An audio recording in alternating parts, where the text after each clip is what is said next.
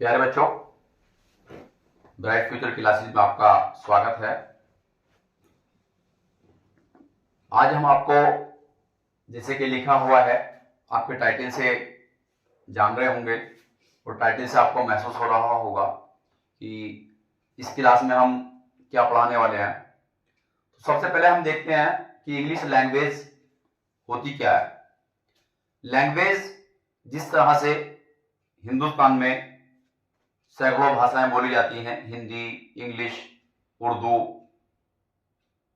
तेलुगु, मलयालम, कन्नड़, बांग्ला वगैरह वगैरह बहुत सारी लैंग्वेज बोली जाती हैं। इसी तरह से इंग्लिश भी हमारी एक लैंग्वेज है, एक भाषा है। उसको सीखने के लिए सबसे पहली इकाई अभी जरूरी क्यों है, सबसे पहले हम ये देखेंगे कि इंग्लिश जरूरी क्यों है।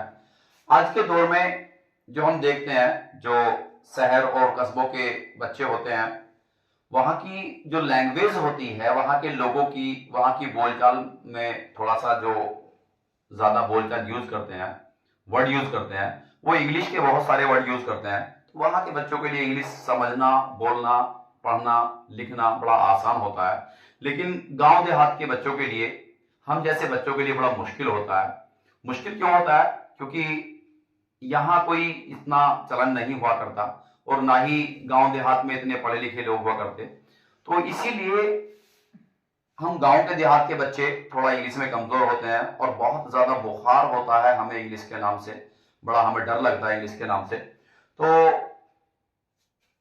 इंग्लिश आज सबसे बड़ी जरूरत है, क्योंकि हम किसी भी फील्ड में जाएं, चाहे हमें डॉक्टर बनना है तो हमें अच्छी इंग्लिश आनी चाहिए, हमें इंजीनियर बनना है तो अच्छी इंग्लिश आनी चाहिए, क्योंकि डॉक्टरी का कोर्स आपको इंग्लिश में मिलेगा, इंजीनियरिंग का कोर्स आपको इंग्लिश में मिलेगा। अगर आप अच्छी इंग्लिश नहीं बोल पा रहे हैं, नहीं समझ पा रहे हैं, तो हम अच्छे इंजीनियर नहीं बन पाएंगे, हमें अच्छी जॉब नहीं मिल पाएगी। अगर हम कोई भी बिजनेस करना चाहते हैं तो बिजनेस करने के लिए भी जितनी हमारी कम्युनिकेशन स्किल अच्छी होगी उतना ही हम बिजनेस को अपने आगे ले जा सकते हैं। अगर हमारी कम्युनिकेशन स्किल अच्छी नहीं है तो हम बिजनेस को एक लिमिट दायरे में रखते हैं। तो इसी को थोड़ा सा देखते हुए आज की जरूरत है, और इंग्लिश एक ऐसी भाषा है जो आज पूरी दुनिया में ये बोली जाती है, और ये इंग्लिश एक ग्लोबल लैंग्वेज है। ग्लोबल का मीन्स यानी कि पूरी दुनिया को एक भाषा के रूप में जोड़ रही है, क्योंकि कोई देश, कोई भाषा दुनिया में ऐसी नहीं है लगभग जो सभी देशों में बोली जाती हो। केवल अकेली अंग्रेजी ही ऐसी भाषा है, इंग्लिश ही मात्र ऐसी भाषा है जो लगभग ऑल वर्ल्ड में बोली जाती है।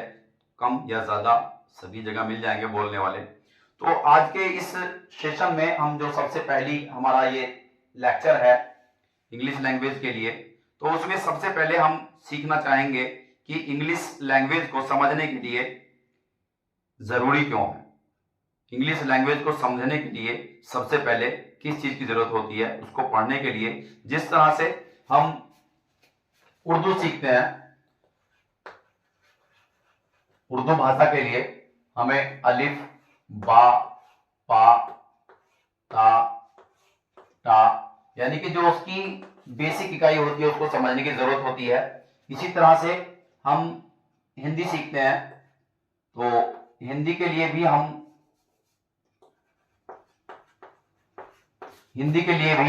ए, आ यानी कि जो इसके अक्षर होते हैं उनको पढ़ने की हमें सबसे पहले जरूरत होती है। तो आइए हम सबसे पहला चैप्टर देखते हैं। इसीलिए अंग्रेजी के इन टॉपिक को हम जानने के लिए सबसे पहले इंग्लिश को देखेंगे। सबसे पहले हम इसकी परिभाषा देखते हैं। जो अंग्रेजी की परिभाषा है वो अंग्रेजी की परिभाषा क्या, इंग्लिश लैंग्वेज को कि सबसे पहले हम लैंग्वेज की परिभाषा जानेंगे। केवल ये लैंग्वेज की है, यानी कि लैंग्वेज जो हम लैंग्वेज पढ़ रहे हैं, चाहे वो हिंदी हो, इंग्लिश हो, उर्दू हो या तेलुगु हो, कन्नड़ हो, एनीबॉडी, कोई भी हमारी भाषा हो, उस भाषा की सभी की हम परिभाषा यही लिखेंगे।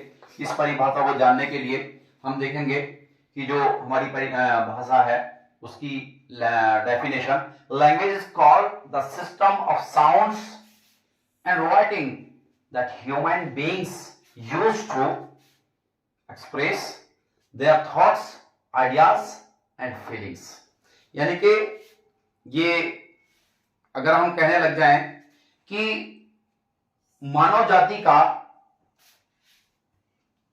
लैंग्वेज इज कॉल्ड, लैंग्वेज भाषा कहलाती है द सिस्टम, ऐसी प्रक्रिया ऑफ साउंड्स एंड राइटिंग, बोलने और लिखने की वह प्रक्रिया जो मानव जाति अपने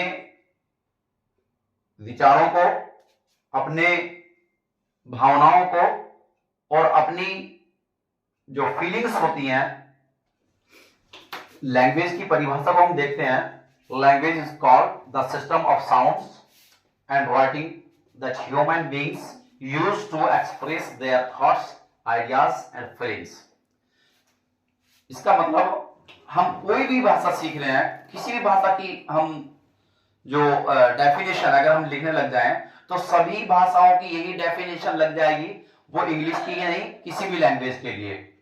तो क्या होता है, भाषा हमारी कहलाती है ऐसी प्रक्रिया जो मानव सिस्टम द्वारा लिखने और पढ़ने की वह प्रक्रिया, बोलने की वह प्रक्रिया जो अपने आइडियाज, अपने थॉट्स और फीलिंग्स को, यानी कि भावनाओं, विचारों और अपने जो आइडियोलॉजी है उसको व्यक्त करने का एक माध्यम होता है, उसको हम भाषा कहते हैं। अगर मैं साधारण भाषा में कहूं, साधारण शब्दों में कहूं कि अपनी बात को दूसरों तक पहुंचाना, चाहे वो लिख करके हो, चाहे वो बोल करके हो, किसी भी तरीके से हो, अपनी भाषा को दूसरों तक पहुंचाना, ये हमारी भाषा कहलाती है। ठीक है, तो अब देखते हैं भाषा की सबसे पहली इकाई क्या है। भाषा की सबसे पहली इकाई हम जब सीखते हैं तो उसमें सबसे पहले जिस तरह से हम किसी भी भाषा को सीखने के लिए, पढ़ने के लिए, उसकी जो बेसिक इकाई होती है, वो सबसे बेसिक इकाई जो होती है वो होती है लेटर उसके। जैसे हम यहाँ इंग्लिश के देखते हैं लेटर हैं, अब उसके लेटर इंग्लिश को पढ़ने के लिए लेटर्स,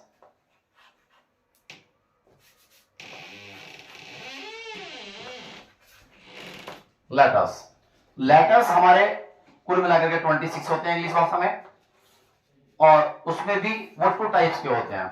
और वो कौन कौन से 26? ए, बी, सी, डी, ई, ये आप सभी जानते हैं, जेड तक। लिखने के एतबार से जो लेटर्स होते हैं वो 2 टाइप्स के होते हैं। कौन कौन से, कितने टाइप्स के होते हैं? लिखने के एतबार से ये हमारे 2 टाइप्स के होते हैं। कौन कौन से टाइप्स के? ये हमारे, एक होता है कैपिटल,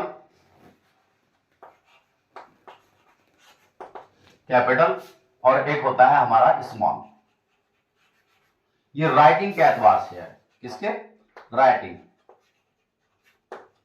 ये राइटिंग के एतबार से है। तो कैपिटल कौन से होते हैं ये आप सभी जानते हैं, इतना तो सभी जानते हैं। और ये स्मॉल होते हैं ए, बी, सी, डी, ये जेड तक। ठीक है, ये तो हो गए लिखने के एतबार से। अब जब हम पढ़ते हैं, क्योंकि लिखने के एतबार से कैसे हो गए, इनको हम पढ़ सकते हैं। हमने बोला स्मॉल या हमने बोला राम।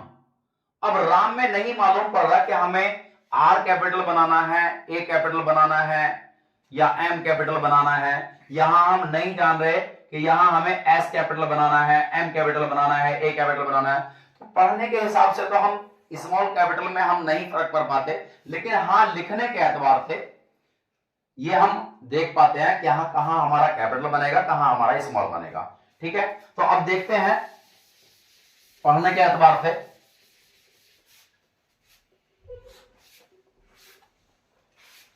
जब हम लेटर्स को पढ़ते हैं तो इसको हम 2 कैटेगरीज में डिस्ट्रीब्यूट करते हैं। पहला है हमारा consonants, consonants and vowels. Consonants 21, vowels 5, ये सब जानते हैं। हमारा ए, ई, आई, ओ एंड यू, ये 5 हमारे वोवेल्स होते हैं। और कॉन्सोनेंट्स जो होते हैं हमारे B, D F G H J K L M N P Q R S T V W X Y Z। ये 21 हो गए हमारे, और ये हमारे 5 हो गए। इस तरह से हमारे ये लेटर्स हैं। तो आज हम इसको पढ़ने के लिए, आप सभी बच्चे जानते हैं कि यहां तक आप देख लें, क्योंकि पहली क्लास है और पहली क्लास में थोड़ा सा आपको बताने के लिए यहां तक ही हम रहने देंगे। इंग्लिश लैंग्वेज ये भी हमारा दूसरी भाषाओं की तरह एक भाषा होती है, जिससे हमारे मन में एक फोबिया बना हुआ रहता है। फोबिया क्यों होता है? क्योंकि फोबिया इसलिए होता है कि हमारी ये मदर टंग नहीं है। जैसे हम सीख रहे हैं, हिंदी बोल रहे हैं, तो हिंदी बोलने के लिए हमें जरूरत नहीं पड़ती ना अलंकार बोलने की, छंद बोलने की, दोहा, रोला, सोठा, नहीं मालूम पड़ता कि कहाँ हमें कौन सा रस लगाना है, कहाँ कौन सा छंद लगाना है, कौन सा हम इसमें संधि लगाएंगे, नहीं मालूम पड़ता। लेकिन जब दूसरे देश के लोग हिंदी भाषा सीखते हैं तो वो भी इसी तरह से सीखते हैं जैसे हम सीख रहे हैं। नाउन, प्रोनाउन, एडजेक्टिव, कौन सा टेंस है, कौन सा टेंस नहीं है। इसी तरह से जिन देशों में इंग्लिश भाषा मातृभाषा होती है, तो वहां के बच्चे भी इसी तरह से अंग्रेजी बोलते हैं जिस तरह से हम हिंदी बोलते हैं। वो नहीं कहते कि यहां आपने प्रीपोजिशन नहीं लगाया, ये इसलिए आपका सेंटेंस रॉन्ग है। उनकी मां नहीं टोकती उनको। जैसे जैसे बच्चा बोलता है वैसे वैसे मां जैसे बच्चों को सिखाती है, उसी तरह से मां को देख करके, मां को सुन करके बच्चा सीखता है। तो मदर टंग होती है हमारी, जो मां हमारी भाषा बोलती है और उस भाषा को हम सीखते हैं मां से, उसे मदर टंग कहा जाता है, मातृभाषा कहा जाता है। इसलिए हमारे यहाँ की, हिंदुस्तान की ये अंग्रेजी मातृभाषा नहीं है, मदर टंग नहीं है, इसलिए हमें थोड़ा सा डर लगता है इंग्लिश को सीखने में। लेकिन इतना मुश्किल नहीं है। आज के दौर में बड़ी बढ़िया तरीके से लोग इंग्लिश सीख रहे हैं। छोटे छोटे गांवों में, शहरों में बड़ी अच्छी तरह से इंग्लिश सीख रहे हैं और अपने जो फ्यूचर है, अपनी जिंदगी का जो भी मकसद है उसको पूरा कर रहे हैं। तो आज के लेसन में हम इतना ही पढ़ाएंगे। इंग्लिश लैंग्वेज के बारे में बताया आपको कि सबसे पहली इकाई लेटर होते हैं, 26 हैं, और 26 को लिखने के एतबार से 2 भागों में उसको डिस्ट्रीब्यूट किया गया है। पहला कैपिटल एंड दूसरा स्मॉल, लिखने के एतबार से। लेकिन अगर हम पढ़ने के एतबार से देखें तो हमारे कॉन्सोनेंट्स एंड वोवेल्स, ये हम देखते हैं कॉन्सोनेंट्स 21 होते हैं और वोवेल्स हमारे 5 होते हैं।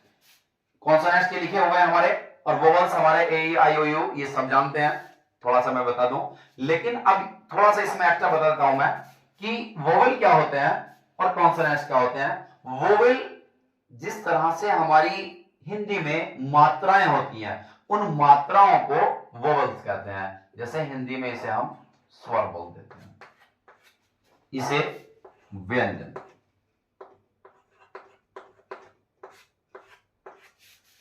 जितनी भी मात्राएं हिंदी की होती हैं वो इन्हीं की होती हैं, लेकिन इनकी अपनी आवाज होती है।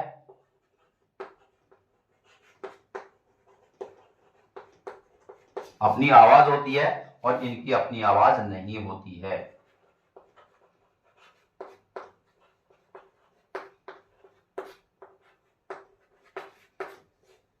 ये किस पर डिपेंड है? कॉन्सोनेंट्स वोवेल्स पर डिपेंड होते हैं। वोवेल्स अपने आप में आजाद होते हैं, लेकिन कॉन्सोनेंट्स वोवेल पर डिपेंड होते हैं। ठीक है प्यारे बच्चों, आज की क्लास में इतना ही। जितना बताया गया है आप उसी के हिसाब से डेली करते रहें, तो बहुत जल्दी आप इंग्लिश बोलना पढ़ना सीख जाएंगे। बीच बीच में आपको सारी क्लासें बताई जाएंगी, जो आपको करना है, किस तरीके से आपकी क्लास बेहतर हो सकती है, किस तरीके से आपकी अंग्रेजी अच्छी हो सकती है। तो आज तक के लिए इतना ही। ओके, जय हिंद।